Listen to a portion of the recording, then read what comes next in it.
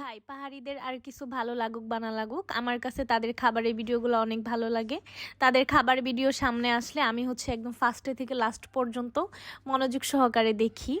But তাদের সব থেকে আমার কাছে যেটা ভালো লাগে তাদের এই সিদ্ধ খাবারগুলো অনেক ভালো লাগে। যে মধ্যে রাতে যখন হঠাৎ করে সামনে আসে তখন আমার খাইতে মনে চায়, মানে আমার অনেক ক্ষুধা লাগে, কিন্তু আলসামুর জন্য আমি কখনো এগুলো করে খাই নাই। হ্যাঁ খাইছি অনেক আগে, আমি পুঁইশাক সিদ্ধ খাইছিলাম আরও 4-5 মাস আগে, বাট এগুলা খাওয়া হয় নাই। এখন দেখি ফেসবুকে বা টিকটকে ঢুকলেই দেখি অনেকেই এই সেদ্ধ খাবারগুলো খাইতেছে। ভাই তাদের খাওয়া দেখে আমারও অনেক খাইতে মনে চাইছে, ভাবলাম আজকে করে খাই। আর সব থেকে বড় কথা আমার যেটা খাইতে মনে চায় আমি যতক্ষণ পর্যন্ত না খাবো ভাই ততক্ষণ পর্যন্ত আমার কোনো শান্তি নাই। ভাই অনেস্টলি বলতেছি, আসলে এই সিদ্ধ খাবারগুলো অনেক মজার একটা খাবার, এর জন্যই তারা মনে হয় মজা করে খায় আর ভিডিও করে আপলোড করে। আমি অনেক মজা করে খাইছি, আমার কাছে অনেক মজা লাগছে। আসলে এই সিদ্ধ খাবারগুলো যে এত মজার হয় না খাইলে বুঝতে পারতাম না। কিন্তু দুঃখের বিষয় ঠিকই তো আমি মজা করে খাইছি, কিন্তু এই দিকে আমার অবস্থা ঝালে শেষ।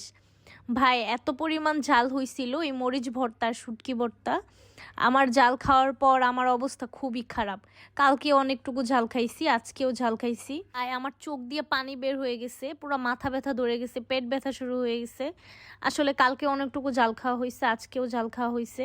কিন্তু জাল হোক আর যাই হোক, খাবারগুলো আমার কাছে অনেক মজাই লাগছে।